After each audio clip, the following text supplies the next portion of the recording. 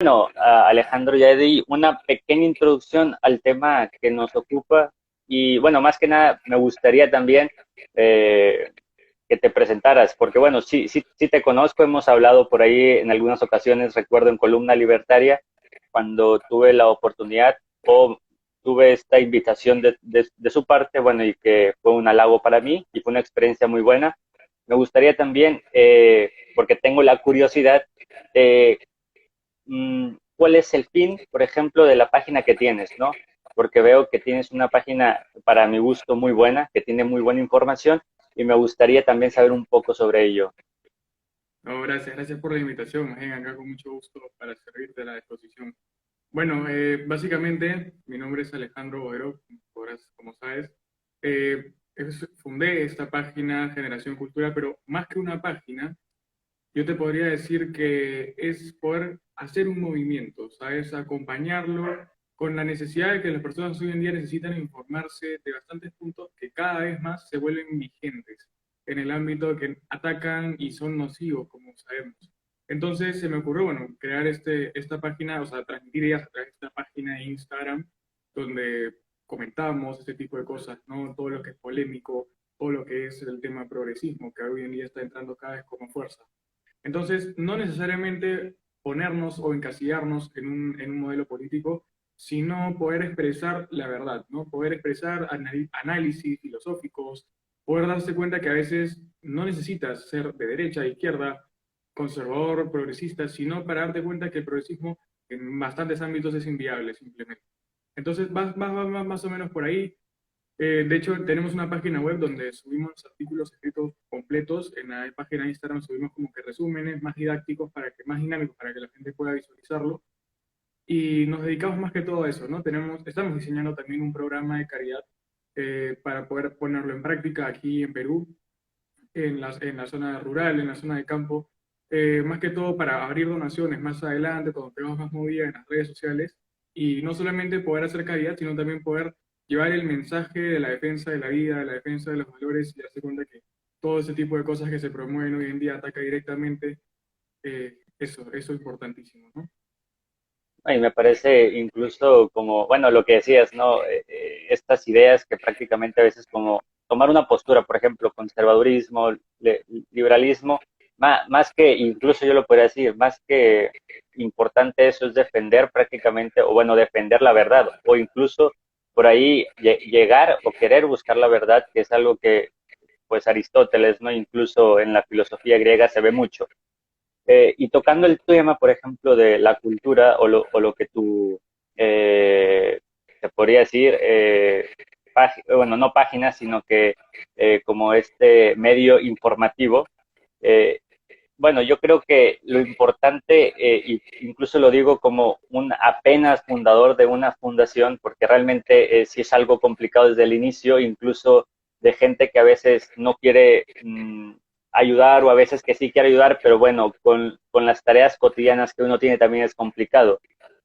Pero si bien la lectura de estas personas, voy a poner un ejemplo, el que más se escucha, pero que ya creo que es un poco olvidado también, es Marx, por ejemplo, es uno de los cuales se limita mucho a lo que vendría siendo la cultura, sino que más a lo económico, ¿no?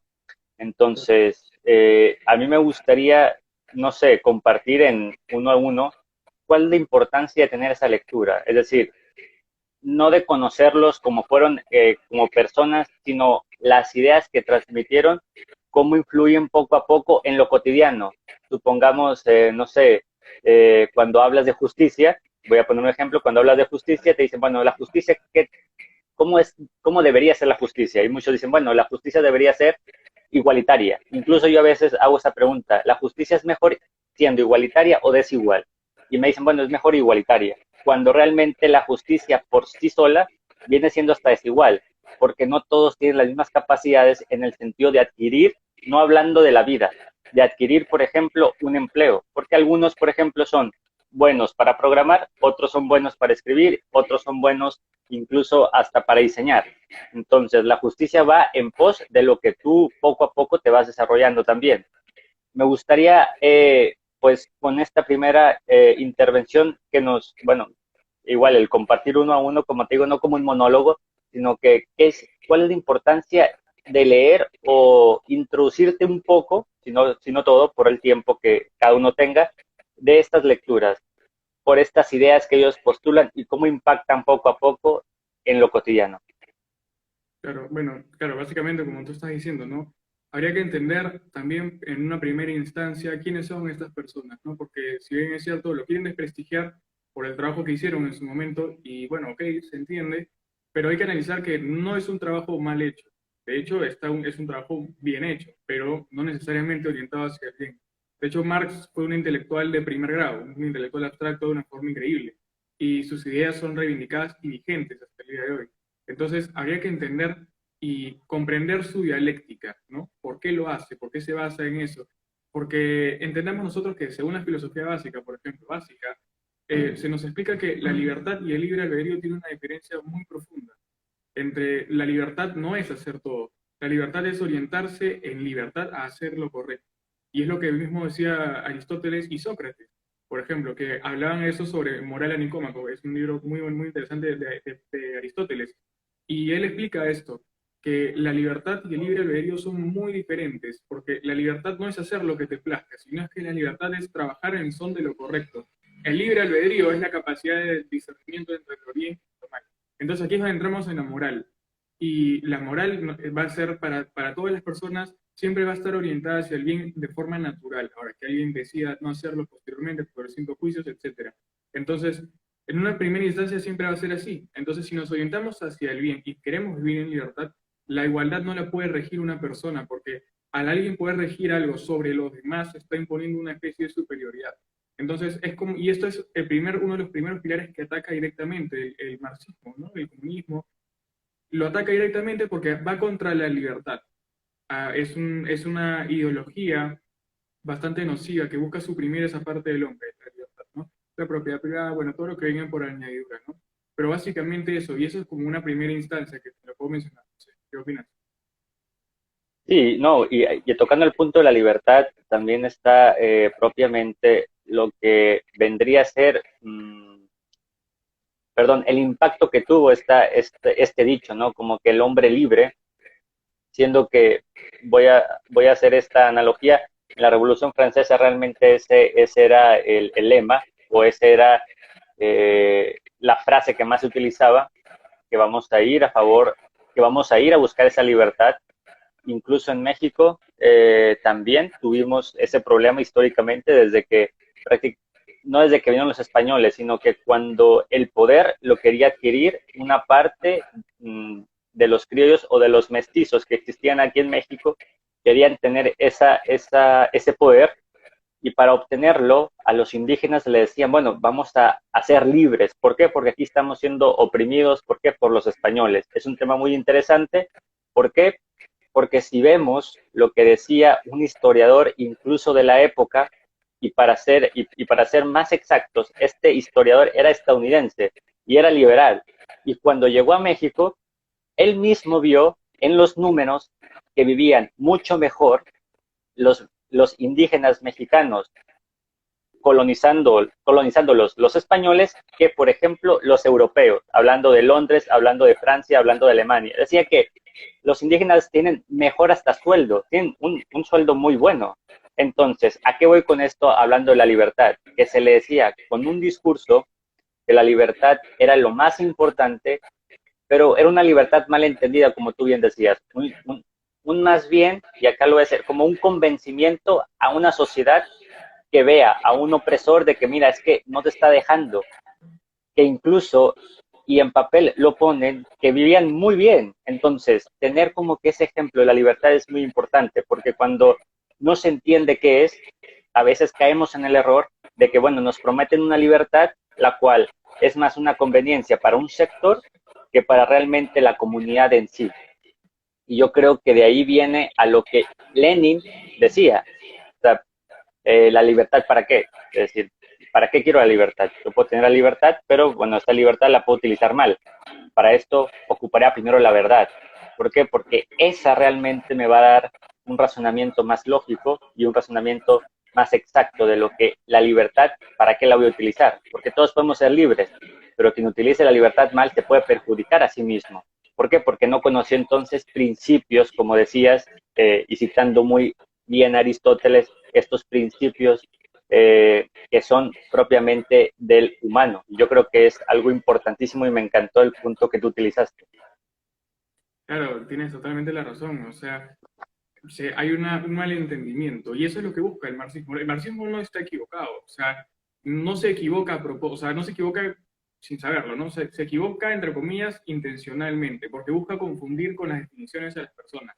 Entonces, como si nos ponemos a analizarlo, si bien es cierto, ataca directamente una primicia del ser humano, que es la libertad. La vida en libertad lo ataca directamente, porque si bien es cierto, nosotros podemos gozar como realización personal en la propiedad privada, el fruto de nuestro trabajo, como decía Aristóteles, es la realización personal. Entonces, que una persona decida sobre eso, como te decía, es un principio de imponer una superioridad falsa sobre las personas, ¿no? Entonces, ¿cómo llegan a ese punto? Yo creo que es una obra magistral de estas dos personas, de Marx y Engels, es una obra magistral para el control de masas.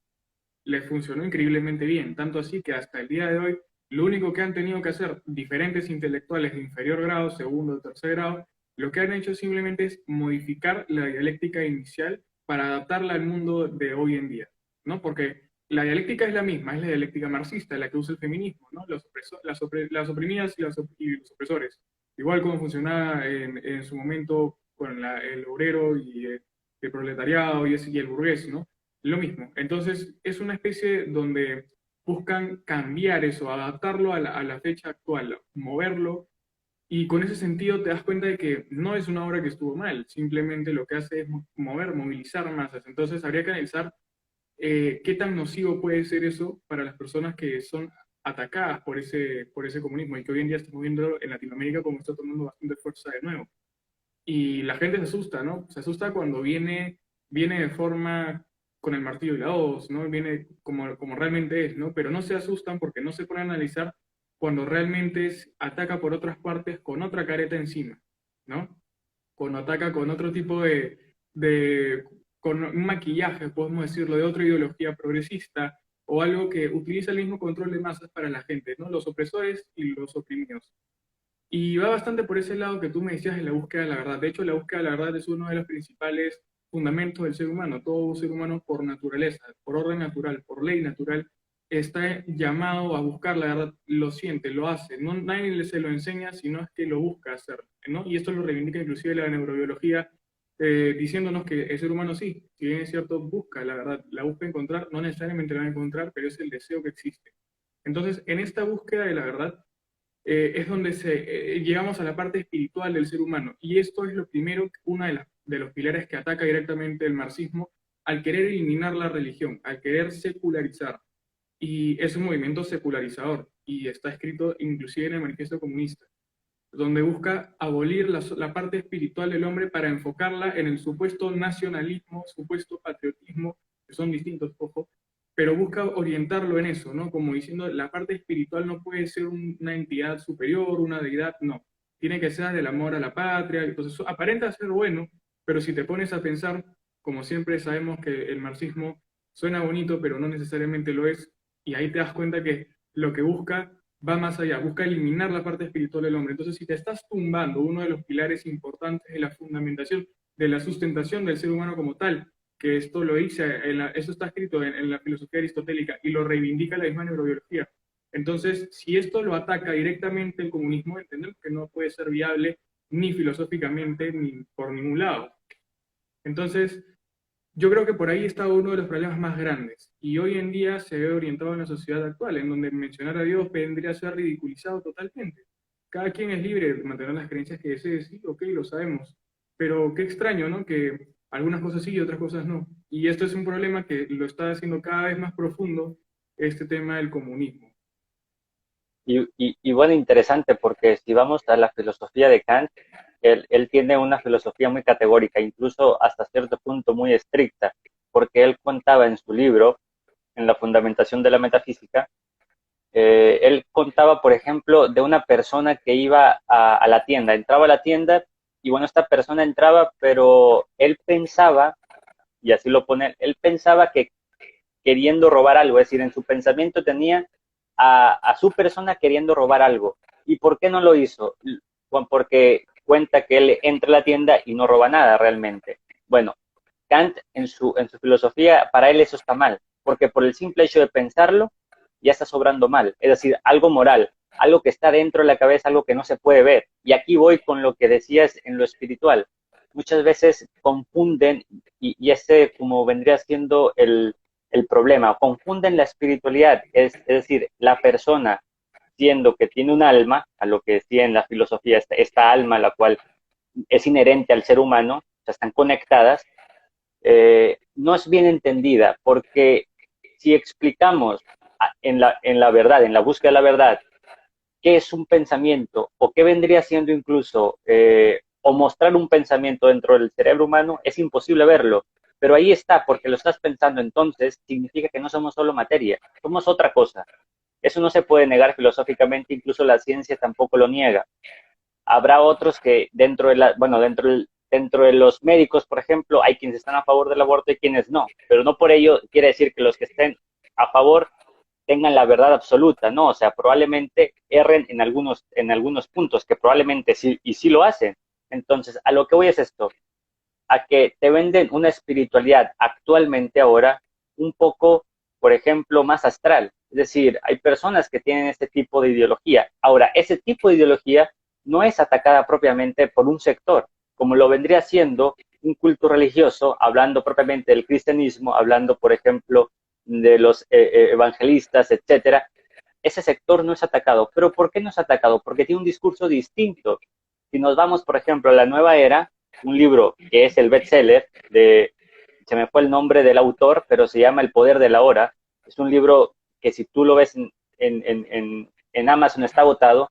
Ahí te cuenta una analogía de cómo él está construyendo varios credos, es decir, protestantes, cristianos, budistas, judíos, etcétera, y cómo estos se conectan y pueden ser uno solo. Es lo que hace el autor. Él agarra el sistema moral cristiano, el sistema moral judío, varios credos, valga la redundancia, y él hace una conclusión en donde realmente no te dice nada, pero lo que sí te llega a decir inconscientemente es que cualquier religión es igual. Y bueno, realmente si nos vamos al credo de cada una de ellas, no, porque si vamos a una cultura, a una religión budista, vemos cómo es importante controlar las emociones y las pasiones. Entonces, no porque se me y ellos lo hacen mucho. O sea, la comida, como ellos comen, es muy limitada también. Entonces, tener en cuenta que cada uno de los credos, cada una de las religiones son distintas. Pero a lo que voy es esto, es cómo reivindican un pensamiento porque tienen eh, una estructura moral, una estructura categórica moral más fuerte que otra. Hablando propiamente del cristianismo y hablando del judaísmo, de los ortodoxos, que tienen una incesante estudio de lo que es el hombre, que es lo primero yo creo que se debe de ver. ¿Qué es el hombre? Porque el hombre antropológicamente tiene muchas circunstancias, tiene muchas sectores en los cuales tú puedes estudiarlo, materialmente, cotidianamente e incluso espiritualmente. Ese es el primer punto. Porque hablando del feminismo, como tú bien decías, es un feminismo el cual se desconoce totalmente qué es la mujer. Porque si nos vamos a una pregunta filosófica y le preguntamos a una feminista qué es mujer, qué es ser mujer, tiene que ir propiamente desde un pensamiento lógico, atrayendo lo que es la ciencia, lo que vendría siendo toda su eh, anatomía en sí, y aparte explicarlo como también una distinta, distintos características que tiene el hombre, el varón, perdón, hablando propiamente del cerebro y las capacidades que puede tener la mujer, porque la mujer tiene muchas mejores capacidades que el hombre, que el varón, perdón, en muchos aspectos. Ella ve más lo estético, el hombre ve más algo rígido, es decir, es más bello cuando una mujer diseña que cuando un hombre, porque tiene una capacidad de lectura de colores distintas que el hombre. Entonces, ahí es un punto importante en donde a la mujer se le está quitando su naturaleza y bueno, se le da como un espejo, una serie de varias cosas que la mujer puede ser, pero vamos a quitar a la mujer en sí. Propiamente lo que hacen con una religión o propiamente con lo que hacen con la misma verdad. La verdad prácticamente ahorita no existe. Pero si tú le dices a una persona, bueno, la verdad no existe, no, es relativa. Bueno, si tú ves un hoyo, vas caminando por el hoyo, no vas a ir por ese hoyo porque sabes que existe la gravedad y que te puedes caer.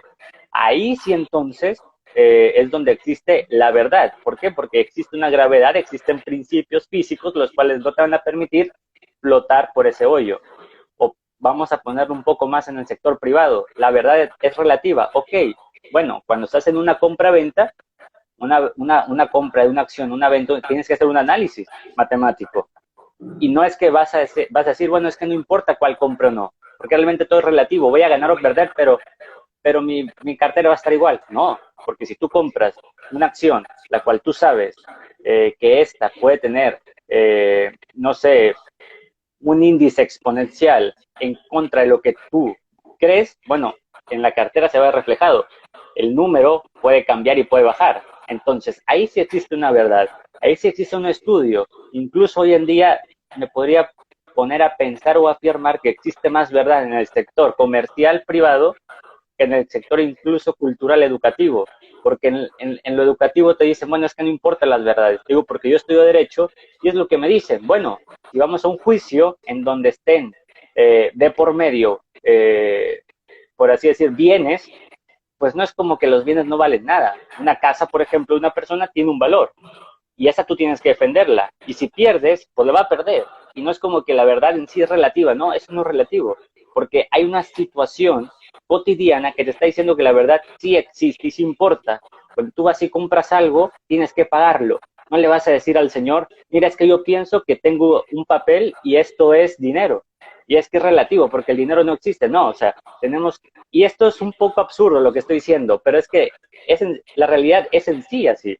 Porque si tú discutes que, por ejemplo, la filosofía aristotélica prácticamente te explica cómo llegar a la verdad y nunca obtenerla, porque, bueno, dice Aristóteles que o sea, puedes llegar a rasgarla, puedes tener ciertos pasos para ir hacia ella, pero va a ser muy difícil obtenerla. Es decir, esos principios lógicos, esos principios éticos, como tú bien decías, son principios los cuales en una sociedad se puede vivir mucho mejor. Entonces, para mí eso es muy importante lo que acabas de decir, eh, haciendo como que una conclusión o igual relatos en donde la gente o bien cada uno de nosotros vamos a entender que la verdad en ciertas partes importa, pero a veces no.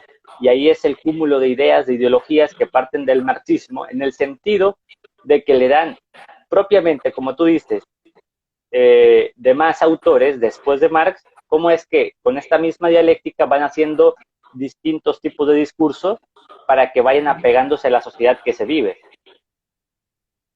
Claro, y tienes mucha razón, porque el tema, como tú mismo mencionabas, las verdades no se construyen, las verdades existen, y entonces esta existencia, la filosofía se la da como una espontaneidad, una respuesta a la espontaneidad. Simplemente existen, simplemente hablamos los idiomas y así. Son cosas que se desconocen en el inicio, pero existen. Entonces, esa espontaneidad de inicio, como es la verdad, por ejemplo, la verdad existe, no se crea. Entonces, al no crearse, las personas que se basan en las ideologías que crean verdades, que te dicen esto no es así, esto es así, basándose en qué, nadie sabe, simplemente lo dicen, lo firman, lo confirman, la gente lo sigue, ¿no? Entonces, eso le da supuestamente credibilidad, ¿no? Entonces, un sustento de credibilidad absurdo. A eso le vendríamos a llamar posverdad. Estaba comentando, estos movimientos se basan en un relativismo para crear una supuesta verdad. Entonces, esto no es una verdad, es justo en ese punto donde se diferencia la verdad y la posverdad. La verdad es algo que siempre existe, es algo como tú me dices, ¿no? La existencia de un árbol de color verde, ¿no? Existe siendo de color verde. Entonces su existencia y su esencia son paralelas y son unívocas, son juntas. Entonces, ¿qué es una, eso es una verdad? ¿Qué es una posverdad? Explico esto básico, ¿no? Para poder entender lo que te voy a decir. Entonces, ¿qué es la posverdad? La posverdad vendría a ser que para una persona eso es azul, ¿no? Es algo relativo, eso es algo que para esa persona es distinto probablemente, para su cerebro. Entonces, profesa que eso es de ese color y lo vuelve así y dice que eso es verdad. Entonces, hay personas que lo siguen, ¿no? Hay personas que luchan por lo que esa persona dice. Entonces, ellos se empiezan a basar en un relativismo.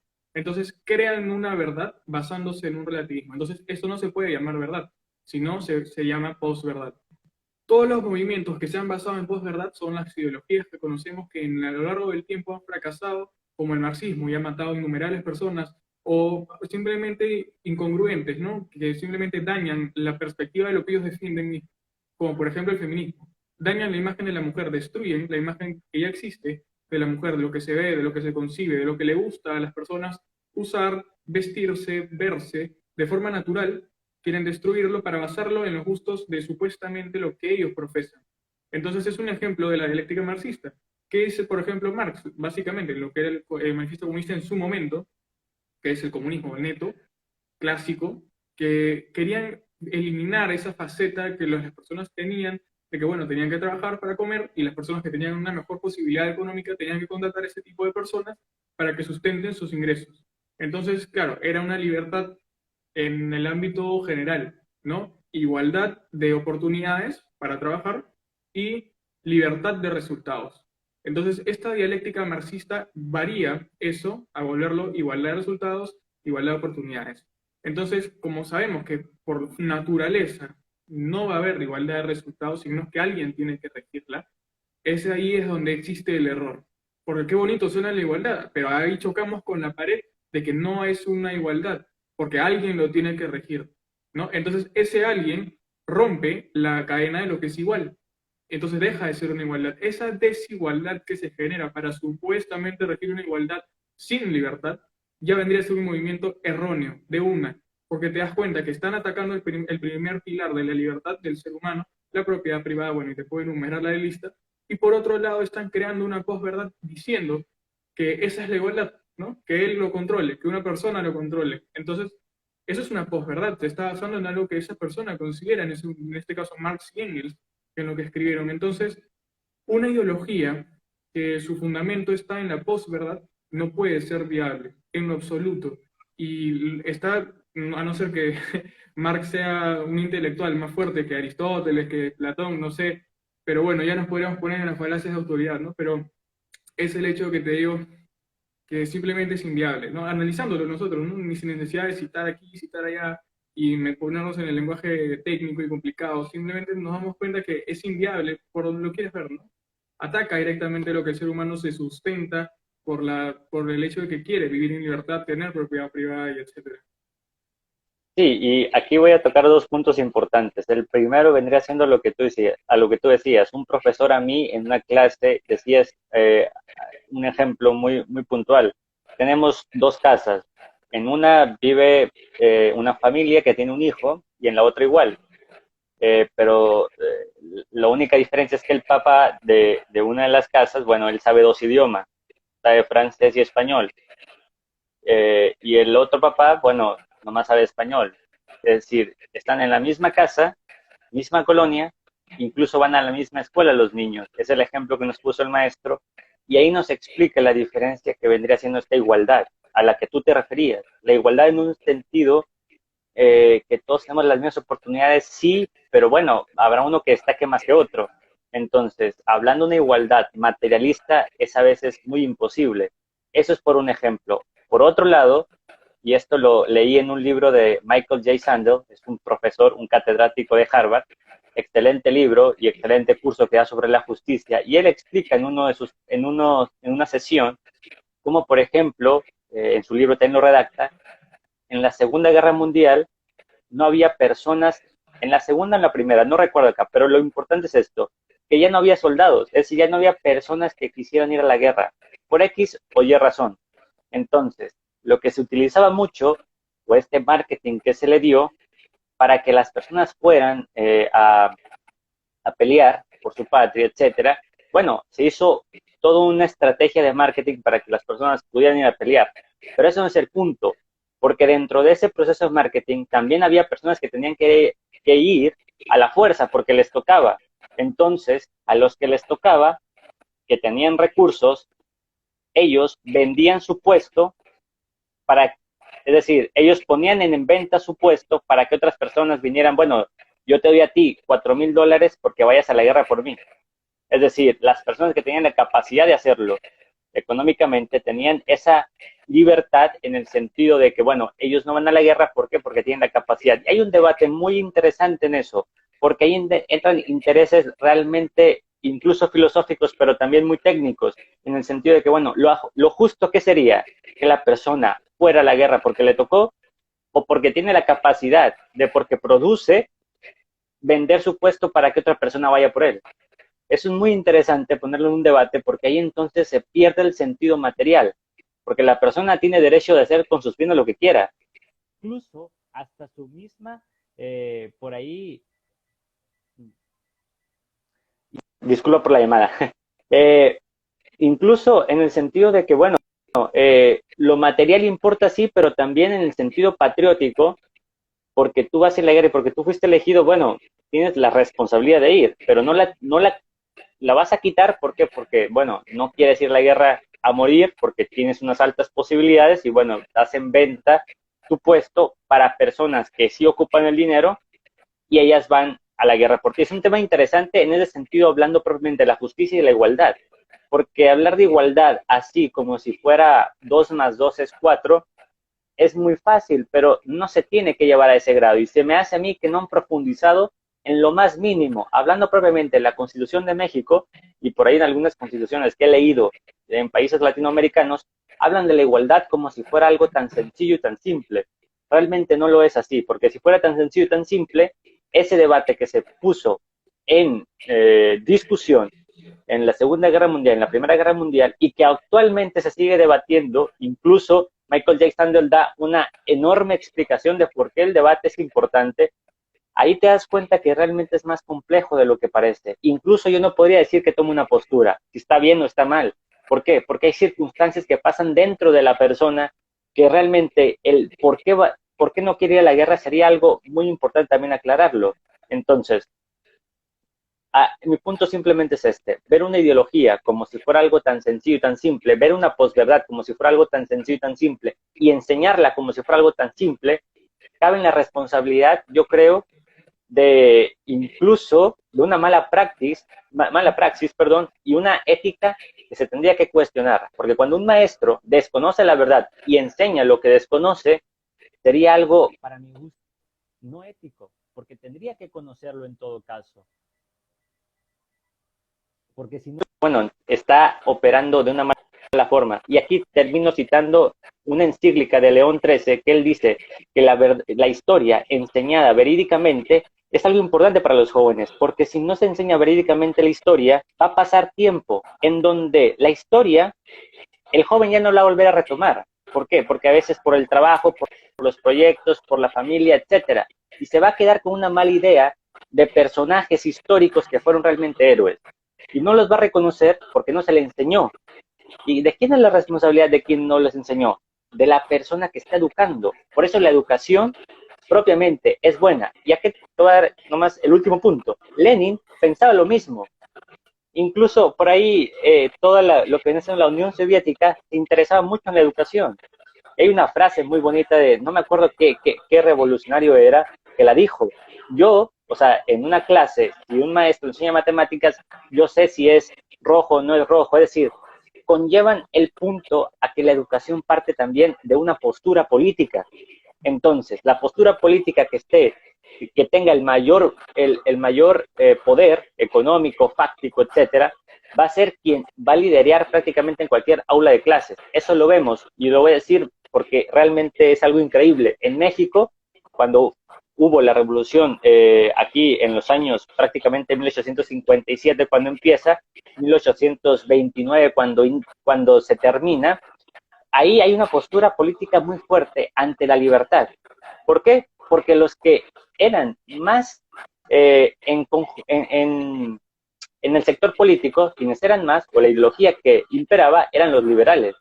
Entonces, el conservador era como una persona no mal vista, pero no casi reivindicada. Y las posturas conservadoras eran lo que más incomodaba a ese sector. No digo que sea malo o bueno, simplemente lo pongo como una reflexión para que se vea que dentro de una postura educativa, la ideología también tiene mucho que ver, incluso la postura política, la cual más tenga impacto en esa nación. Exactamente, y eso último que has dicho es bastante importante, porque de hecho las personas, las ideas políticas, las convicciones políticas son producto de una moral. Y es algo que en una primera instancia, por ejemplo, en la Revolución Francesa se negaba. El liberalismo lo negaba, porque el liberalismo nace como un movimiento secular para sacar, para extirpar a Dios de la sociedad, en este caso francesa, en una de estas revoluciones, de las tres revoluciones más importantes liberales. Entonces, ¿por qué buscan alejar? Porque para ellos la moral es una construcción social, ¿no? Es algo que se genera con las personas, depende de la sociedad, ¿no? Sin embargo, es algo que está refutando directamente a lo que la filosofía aristotélica, la filosofía griega antigua. Entonces, ¿por qué te digo que no? Porque, o sea, lo que te estoy diciendo previamente, porque la moral no puede ser una construcción social, la moral es natural, como lo decía Aristóteles. Entonces, para nosotros basarnos en una moral natural, de hecho, o sea, la natural es que significa que naces con eso, nadie te lo enseña. Tienes el rechazo al daño, al daño físico, a la protección de la propia vida, tendemos a protegernos de los golpes, de cualquier cosa que nos pueda quitar la vida, inclusive si te quieres matar. Entonces, y esto lo reivindica la neurobiología, como te comentaba. Entonces, el hecho de que tú quieras simplemente refutar esos tres pilares, ¿no? Como lo está haciendo el comunismo. Entonces, no puedes simplemente basarte en eso, ¿no? Entonces, al no basarnos en eso y irnos por el lado que te digo secular, está ocurriendo un problema, y es que con el tema de la moralidad no se puede simplemente reducir a una construcción social, porque ahí es donde se cae en el relativismo, y este relativismo es tan grave que si tú te basas en unas ideas relativas, estás cayendo en un error. Yo creo que no existe ni siquiera una ideología, un conjunto de ideas, o como desees llamarlo, alrededor de la historia del mundo, que basándose en una posverdad haya tenido éxito. Y hoy en día es bastante refutada, ¿no? Hoy en día es lo que a la gente le tiene miedo, y es hoy en día que esa misma ideología maquillada de nuevas ideologías son las que tienen un impacto relativamente bueno por la imagen de marketing que tú mismo mencionabas, porque atraes directamente, ¿no? Como lo ves, ¿no? ¿Quién podría negarse a la igualdad, ¿no? Pero cuando empiezas a ahondar más ahí, te das cuenta que están obviando un detalle muy importante. ¿Cuál es este detalle? Que la igualdad no la rige una persona, que la igualdad que ellos quieren plantear está perdiendo la riqueza de lo distinto. Y es aquí un problema. La naturaleza de lo diferente no va a ser igual, pero va a ser igual en un aspecto inicial. Entonces, ¿a qué voy con esto? Por ejemplo, el feminismo, para que me puedas entender un poquito lo que digo. Por ejemplo, el feminismo. El feminismo dice que hay que igualar al hombre y a la mujer. El hombre y la mujer no son iguales.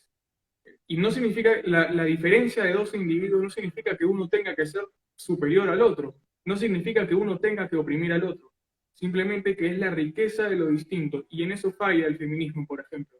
No busca, el hecho de la igualdad no se debe buscar, inclusive ni siquiera la busca hoy en día, ¿no? Ni siquiera la busca, pero supongamos que lo haga. La igualdad no se rige de esa forma, no la rige una persona.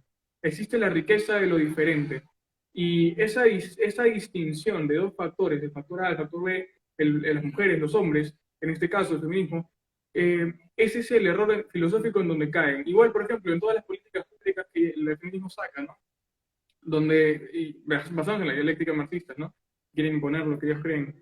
Entonces, como te digo, ¿por qué fallan, no? ¿Por qué los feminicidios, entre comillas, aumentan cada año más y más, ¿no? Si supuestamente las políticas públicas las insertan en distintos países, porque ellos están atacando el efecto y no la causa. Y para que una política pública funcione, no se puede atacar, no puedes apagar el incendio tirándole a la llama, sino al inicio, tienes que agarrar el inicio. Y eso es algo que está obviando totalmente el feminismo, y se dedica simplemente a denigrar a la mujer sin darse cuenta. Y es que cada vez más personas se están dando cuenta que el feminismo no ayuda en nada, inclusive deteriora la imagen de la mujer, la elimina con una posverdad. Y ahí está el problema. Entonces, un ejemplo perfecto para darnos cuenta cómo la dialéctica marxista moderna, ¿no? Orientada en la época actual, trata de modificar esto, ¿no? Con su posverdad. Y la estrategia de marketing viene a jugar un papel muy importante, porque si bien es cierto, si te dicen que el feminismo es ir a destrozar monumentos, ir a romper cosas, nadie lo va a seguir, nadie con cordura, debe haber siempre hay alguien, ¿no? Pero no va a haber como un movimiento completo, no va a haber como que algo que tenga un fundamento. Sin embargo, con engañar a las personas con la dialéctica de la palabra, como hacía el marxismo, pero claro, va a tener millones de seguidores.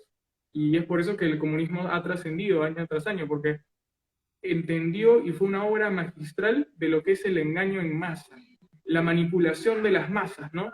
Y es algo bien interesante porque basándose en esa manipulación de las palabras, ¿no? El lenguaje que es algo tan sencillo, ¿no? Aparenta ser sencillo, pero trasciende más allá de que ¿quién se podría oponer a la igualdad? Dime, ¿no? ¿Por qué tendríamos que oponernos a la igualdad? Así de fácil suena, ¿no? Pero no es así de fácil, ¿no? Y es donde entramos que lo distinto no puede ser igual, pero tampoco significa que algo sea superior a otro. Y ahí es donde tenemos que hacer el análisis, ¿no? No, magnífica explicación. Incluso bueno, me encantó cómo hiciste el punto importante, cómo en primero se alejan, bueno, se alejan, voy a decirlo así, de un orden natural, tú te referías a Dios, yo incluso sí soy creyente, pero para no entrar en polémicas, un orden natural, eso lo decía Aristóteles, eso es filosofía griega prácticamente, ese orden natural. Y aquí voy a hacer dos ejemplos importantes, siempre me gusta utilizar los ejemplos porque creo que se entiende mejor. Voy a usar un orden que crea el hombre y un orden que la naturaleza prácticamente por ende ya tiene. Primero vamos a empezar por la construcción de una casa. Cuando se construye una casa, tiene que haber un orden. Supongamos que en esta casa no se tiene un orden con una instalación, por ejemplo, hidráulica. Es decir, se pone el WC en la parte donde no va. ¿Qué va a pasar cuando alguien quiere ir al baño? Pues bueno, va a tener un desastre realmente, porque no, el agua, los desechos no se van a ir al drenaje y por ende vas a tener una peste, ¿no? Rotundo. Ese es un tema muy interesante que me gusta utilizar. Tiene que haber un orden en una construcción. Tiene que haber un orden incluso en un estudio. Tiene que haber un orden cuando vas a elaborar una investigación. Cuando vas a elaborar algo tangible, tiene que haber un orden. Bueno, esa misma lógica utilizada en el orden natural es lo mismo. Si tú tienes a un hombre y a una mujer, prácticamente tienen también un orden que no solamente es perfecto porque ya prácticamente es ser humano, sino que también tienen características distintas. Ahora, tú, si por ejemplo vas a denigrar, o bueno, vas a empezar a deformar ese orden, ¿qué resultados vas a tener? Vas a tener un resultado que si bien no es igual del ejemplo que puse con la construcción de una casa, pero y que no se va a ver tal vez tal cual, pero sí vas a tener un defecto en ese Un orden. error, claro, Ajá, vas a un tener un error. error, Ajá, ¿no? sí, incluso. Y bueno, como el error no se ve tal cual, es decir, no ves a una mujer, por ejemplo, para no entrar en detalles, una mujer feminista que, bueno, que está en este movimiento, y bueno, tú no ves un desorden en la educación, cuando a la niña se le enseña, por ejemplo, que bueno, puede ser lo que sea. Tú no ves un desorden en ese momento, pero sí lo vas a ver cuando tenga esta niña, cuando ya tenga unos 17, 18, 19, incluso hasta 30 años, si no se le enseñó realmente lo que ella es. Porque acá es importante entender que ese orden natural conlleva también una responsabilidad de cuidarlo. Eso es igual sentido, por ejemplo, cómo funciona el ciclo para que llueva, cómo funciona, por ejemplo, un volcán, cómo funciona incluso hasta una siembra. Tiene que haber un orden. Y existe un orden, aunque no se conozca.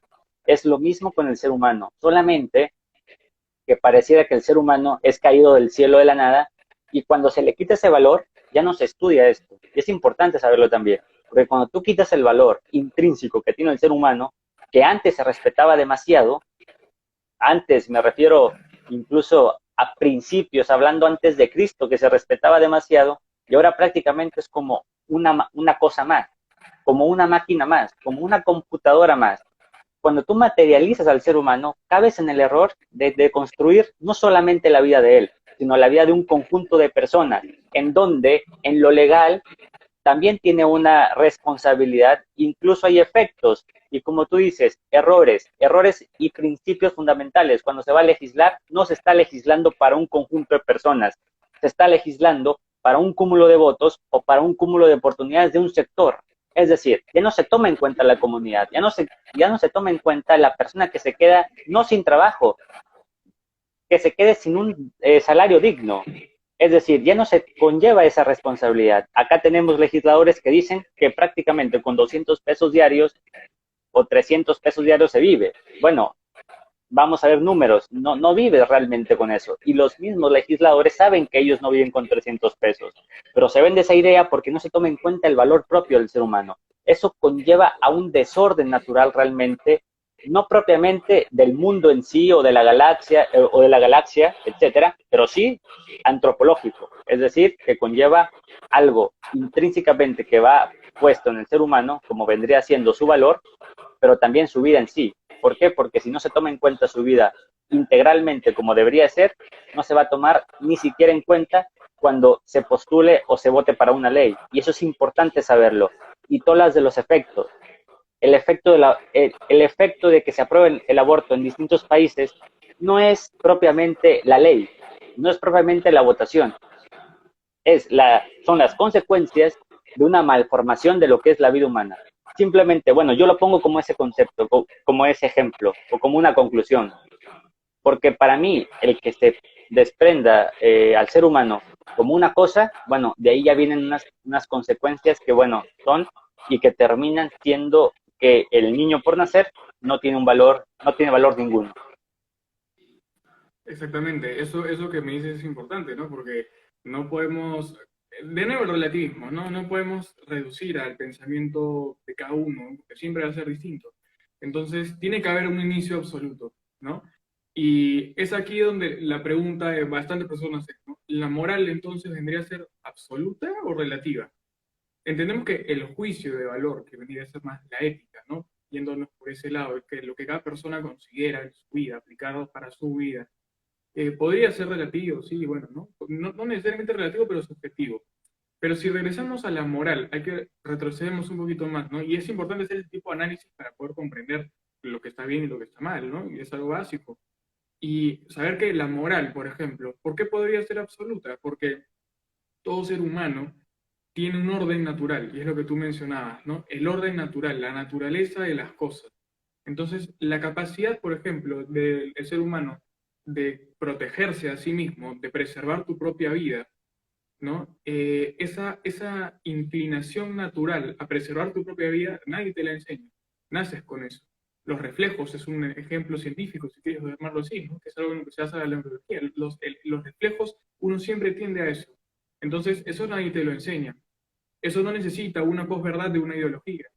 Entonces, si tú, a ver, Aristóteles y la filosofía griega, que me parece fascinante, hablan de tres pilares de una forma dispersa. Entonces, justo yo escribí un artículo sobre esto que se llama La moral, defendiendo el absolutismo moral. Entonces, se puede juntar estas partes que hablan ellos y se puede dividir en tres partes, en tres pilares importantes para la fundamentación del ser humano. La primera, como la que te acabo de mencionar, que es la defensa de la propia vida, la preservación personal. Eso es natural, eso nadie te lo enseña, tú naces con eso, tiendes a eso. Entonces, todo esto se llaman leyes naturales. Dentro de estas leyes naturales hay las inclinaciones naturales, y eso es lo que el ser humano tiende a hacer. Entonces, ahora, después de esta vendría a ser la preservación personal, perdón, la preservación de la especie.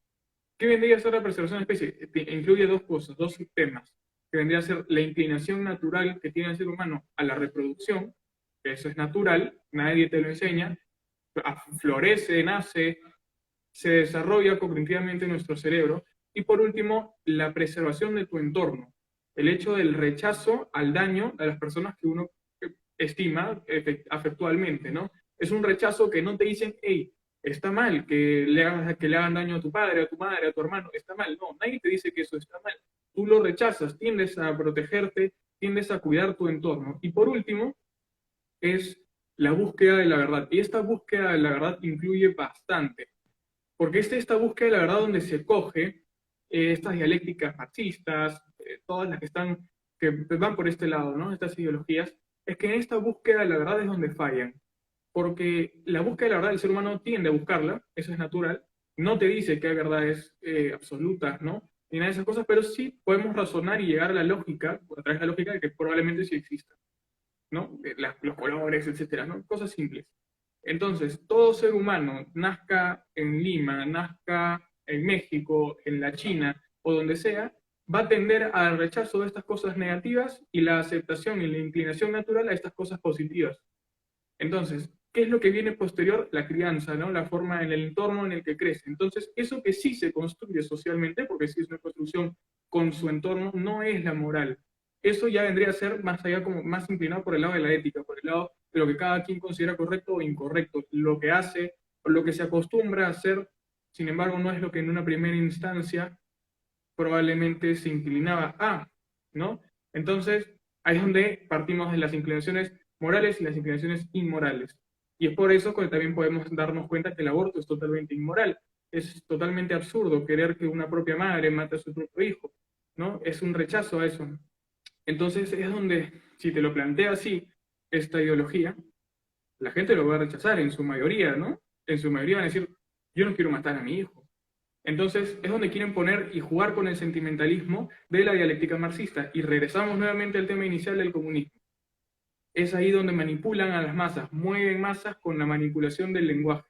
Entonces, esta manipulación del lenguaje no te van a decir que estás matando a una persona, sino que tratan de jugar con el lenguaje, con el sentimentalismo de las personas. ¿Por qué? Porque la persona quiere hacer un bien. La persona tiende hacia el bien, quiere hacerse un bien y hacer un bien en la sociedad. Entonces, no es que alguien sea malo o alguien sea bueno, sino es que es la manipulación lo que hace que las personas se peleen por la búsqueda de la verdad. Entonces, ¿quién es el malo de la película? Yo creo que vendría a ser dónde parte esta ideología, ¿no? El malo no es una persona, sino el malo es la acción de tergiversar lo que es la verdad. Entonces, es aquí donde regresamos al principio de la verdad. La corrupción de la verdad es lo que nace, lo que hace que nazcan estas ideologías que no llevan a ningún lado, ¿no? Y es ahí por eso que la posverdad es un asco total, es una imbecilidad que no puede ser aplicada en ningún lado, porque es un error, ¿no? Es un error garrafal que lleva a que movilizar una sociedad completa hacia un punto que no es el idóneo. Y es que yo veo que es como conveniente también, porque recordemos que cuando llega la revolución protestante o reforma protestante, ahí, por ejemplo, muchos declinan al cristianismo porque ya Lutero había postulado algunas por ejemplo, una percepción que es algo peligroso, la interpretación de las Sagradas Escrituras a como tú lo veas y como tú creas que es. De ahí, por ejemplo, parte muchos reinados que se quieren divorciar también de de su esposa, y bueno, como la iglesia no se lo permitía, ellos entonces buscan un credo que sí se los permita, es decir, hacen esta verdad a su manera. ¿Por qué? Porque ellos quieren esta posibilidad de tener una relación con alguien más. Cuando ahí, muy bien decías, una persona que ve eso dentro de la familia, hablando lo moral, ve que si se separa, por ejemplo, de su, y aquí no voy a entrar en un tema, yo sé que voy a tentarlo solamente el tema, en el sentido del divorcio, yo no puedo decir que todos los casos sean iguales, pero voy a plantear solamente los que yo conozco, siendo de la Edad Media de Tomás Moro. De Tomás Moro, en su libro Utopía, él es muerto, o bueno, lo matan, porque realmente él no quiere, como abogado que es, ejercer la autoridad para divorciar a una pareja. ¿Por qué dice? Porque es algo inmoral. Él dice que no se debe de hacer. Ahora, la circunstancia por la cual se quería separar era por cuestiones de interés económico, más que un problema familiar. Por eso dije que, bueno, es un tema que lo voy a tratar simplemente por fuera.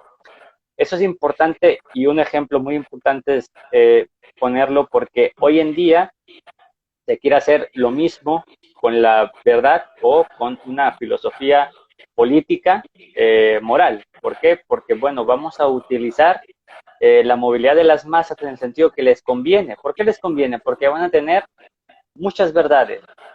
Si tú quieres ser perro, tú puedes ser perro. Si tú quieres ser, por ejemplo, un empresario, puedes ser un empresario. Te dan todas las herramientas para que tú sepas, para que tú seas empresario, pero no te dan la capacidad, y eso lo voy a recalcar. Te enseñan marketing, pero no te enseñan filosofía, no te enseñan una postura fuerte, rígida. Y aquí voy a entrar en un concepto muy interesante. George Soros estudió filosofía, no estudió, no estudió marketing, pues, pero él tiene una estructura de pensamiento, incluso toda su filosofía política es de Karl Popper. Entonces, entender eso, bueno, entender la trascendencia del pensamiento es importante, y eso es en vista de lo negativo. Vamos a verlo en vista de lo positivo. Mucha de la filosofía que utilizó, por ejemplo, Donald Trump fue de Rothbard, y fue una filosofía política realmente que dio muchos frutos. Es decir, no sé si lo conocí o no, pero realmente tenía una postura política muy rígida y muy fuerte. Ahora, personas que no tienen una filosofía rígida y muy fuerte, caben, yo creo, como presidentes, lo voy a contar, un presidente histórico aquí de México, Francisco I. Madero, por ejemplo, que con ese idealismo y no lo real de las circunstancias lo llevaron a la muerte, porque no supo que también hay intereses de por medio. Entonces tienes que jugar con todo ese concepto de intereses para tú poder liderar un país. No solamente es tener una postura idealista, sino más también realista, pero eso conlleva una reflexión también, no viene de la nada la reflexión esa, el conocimiento no viene de la nada, una persona no aprende francés de la nada. Entonces, si se le vende a la persona que rápidamente puede tener los conocimientos, supongamos una carrera de 2 años o de un año, en la licenciatura de Derecho o en la o en la Facultad de Medicina, que tú puedes salir en 2, 3 años como médico, bueno, cabe la posibilidad de que esa persona no se forme bien. ¿Por qué? Porque no tiene una capacidad de reflexión. Y cuando alguien no tiene una capacidad de reflexión, es muy fácil, dos cosas, equivocarse y manipularla. No hay otra. ¿Por qué no se le enseña latín en las escuelas? Porque el latín te lleva una reflexión mutua en donde tu pensamiento lo vas jerarquizando y lo vas ordenando. En tu lenguaje tienes un orden. Voy a poner solamente un ejemplo. Cuando una persona sabe latín, se va a la causa de lo que vendría siendo la cosa. El aceite no le dice aceite, le dice oliva, perdón. ¿Por qué? Porque parte de esa rama, parte de esa planta. Es más hasta incluso formal el lenguaje. Entonces, voy a nomás terminar con esto. El lenguaje, si tú lo vas cambiando un poco más coloquial, menos formal, tú vas teniendo entonces una cantidad de personas que no tengan esa cultura también del saber hablar y dirigirse hacia las personas. Por eso tenemos, o bueno, yo lo veo en mi país, políticos que cuando dan un discurso realmente parecen, voy a decirlo así, robots. O sea, en el sentido de que dicen, estructuran las cosas y ni siquiera incluso lo llegas a entender. Cuando tú ves el Congreso de la Unión aquí en México, prácticamente parece que están gritando, o sea, no tienen una modulación de voz, no tienen una estructura en su discurso y tampoco en el compartir espontáneo. A lo que tú decías, la espontaneidad de las cosas también, eso yo creo que, perdón, no espontaneidad, en lo cotidiano, en lo espontáneo y aparte en lo que las personas pueden llegar a percibir de lo malo o lo bueno, que es el conservadurismo puro, lo que George Cruton decía. O sea, prácticamente una persona que ve que están robando, bueno, moralmente ve que está mal. Es decir, esos acontecimientos espontáneos, cotidianos, son lo que le daría también a las personas o a una comunidad una posibilidad más de entonces saber que la realidad también importa. No solamente importa el ahora, sí, importa el futuro y el pasado, pero si no conoces ninguno de los dos, en lo histórico y tampoco en lo personal de lo que tú puedes llegar a ser, bueno, tampoco lo vas a poder ejecutar, muy difícilmente. Entonces, nomás para concluir, por un lado te venden en el marketing que puedes hacer lo que quieras con esta posverdad y por el otro no te dan las herramientas que ocupas. Entonces, cuando salgas a la realidad te vas a topar con la pared. ¿Por qué? Porque vas a tener prácticamente habilidades que no van acorde a lo que tú quieres. Claro, exactamente. Y ese es el error de la posverdad, que es una construcción de una persona. Entonces, no tiene un fundamento real, no tiene un fundamento basado en la verdad, en lo que es absoluto. Entonces, siempre van a chocar con una pared, siempre va a haber un punto de choque, un punto de quiebre, en donde no va a poder adaptarse a lo que es la realidad. Entonces, es este punto, en este huequito, donde se generan todos estos debates y todas estas discusiones. Porque claro, si es que pudiera fundamentarse en un 100% no habría ningún problema. Cada quien cree en lo que quiere. Pero aquí es donde se defiende, aquí es donde se ataca, ¿no? Es esas dos partes, el que defiende y el que ataca. Porque no es que se ataque unos ideales directamente, es que se defienden los ideales que son atacados. Entonces, como tú decías, la posverdad se abre en este punto y si tú empiezas a retroceder parte por parte de forma filosófica, vas a llegar a la incongruencia, porque en ningún momento van a buscar el comunismo, ni siquiera buscaba que las personas salgan de la ignorancia, querían educarlos en lo que ellos querían. Y le decían que eso era salir de la ignorancia, ¿no? Entonces, querían educar a las personas conforme al pensamiento ideológico que ellos planteaban. Entonces, por eso que una ideología se le denomina como un conjunto de ideas que induce a las personas mediante formas, ¿no? Podemos llamarlo estrategias de marketing, ¿no? De cómo venderlo. para poder orientarlos en el pensamiento a gusto del creador de esta ideología. Y es por eso que hoy en día se mueve en masa con esto, porque esa idea de marketing, esta última parte que mencionabas, esa idea de cómo vender, cómo mencionar, cómo decir las cosas, es lo que afecta a las personas que no quieren informarse. Entonces, se ha generado una cultura a lo largo de las décadas que lo que hacen es creer todo lo que se les dice, ¿no? Entonces, las falacias de autoridad son impresionantes, vienen en toneladas, por el hecho de que creer, bueno, lo dijo tal, lo dijo la ONU, lo dijo la OMS. No estoy diciendo que, bueno, no puedas creer en eso, ¿no? Pero es el hecho de que se reduce a no querer uno pensar, a no querer uno investigar, no querer uno analizar, porque podemos verlo empíricamente, ¿no? Dime qué ideología ha funcionado, ninguna. O sea, las ideologías que vienen de esa forma no funcionan, se han comprobado. Entonces, de esta manera simplemente no se puede llegar a ningún lado. Y bueno, ya para pasarte de la palabra, para no extendernos mucho, yo creo que va más ahí por la incongruencia filosófica. Yo creo que esa es una base para entender que si no hay fundamento, si no hay origen, no puedes obtener un resultado correcto. Si el origen, si la base está mal, no puedes sostener un edificio sobre eso.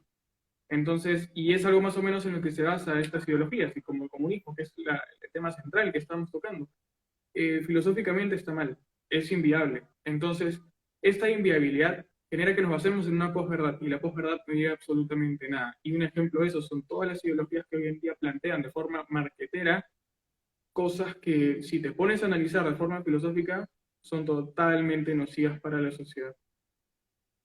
Sí, por supuesto, y ya igual para ir cerrando, para ya no quitarte más el tiempo, llegamos 1 hora y 7 minutos, y bueno, es una plática, ha sido, bueno, para mí, donde he aprendido mucho, en serio, me encantan estas pláticas. Sé que estas pláticas a veces no venden mucho, o sea, eso lo entiendo, pero yo pienso que reflexionar o hablar de esto es importante, incluso en estos tiempos en donde pues el producir también se ocupa, ¿no? Porque uno no, y lo voy a decir así, uno no gana o uno no produce demasiado hablando de estos temas. Desgraciadamente, debería de también beneficiarse un sector, no nosotros, bueno, no yo, pero sí maestros o profesores o incluso investigadores que hablen de estos temas, ¿no? ¿Para qué? Para que se llegue a no la conclusión de qué es la verdad, pero sí mínimo rasgarla, ¿no? Acercarse o llevar a la comunidad a esa verdad no tangible, sino esa verdad en la cual tú puedas vivir libremente. Nomás para concluir, yo concuerdo totalmente contigo, las ideologías actuales prácticamente no sirven o tienen prácticamente errores en todos lados, incluso son incongruentes con ellos mismos, solamente para dar un ejemplo, y ya con esto termino para seguir con la conclusión ya de la transmisión. Michel Foucault, por ejemplo, él en una estructura disciplinaria creó una estructura que no es disciplinaria, en el sentido de que un feminismo que tendría que ser, según a lo que Foucault vendría a decir, que la disciplina tiene que ver en todos los sentidos, tiene que llevarse a cabo en todos los sectores, bueno, tenemos un feminismo que ya se le salió de las manos. ¿Por qué? Porque ya no sabes en qué parte o ya no sabes incluso eh, cuál es la rama real del feminismo, porque hay demasiados.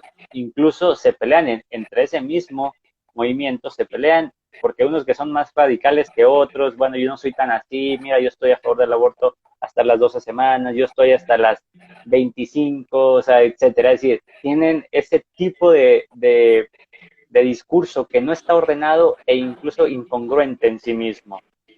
Si tú le preguntas a alguien qué es la violencia, y en qué repercute la mujer la violencia, bueno, te va a decir, pues, es que la mujer se tiene que vestir como sea, o sea, te va a tirar con un absurdo, porque si lo vemos del sentido penal, eso es propiamente tangible, se ve incluso en los datos, cuando una comunidad es violenta es porque de facto tiene una educación que promueve prácticamente eso y aparte tiene los medios de comunicación dándole como una prioridad a vender la imagen de una violencia de una manera que va a repercutir.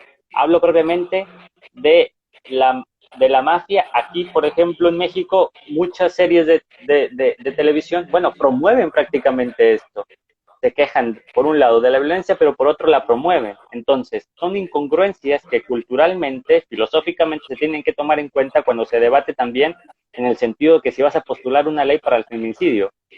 ¿Por qué? Porque propiamente esa misma violencia que tú estás permitiendo afecta a las mujeres. ¿Por qué? Porque engloba una persecución, hablando propiamente de la prostitución, hacia ellas mismas.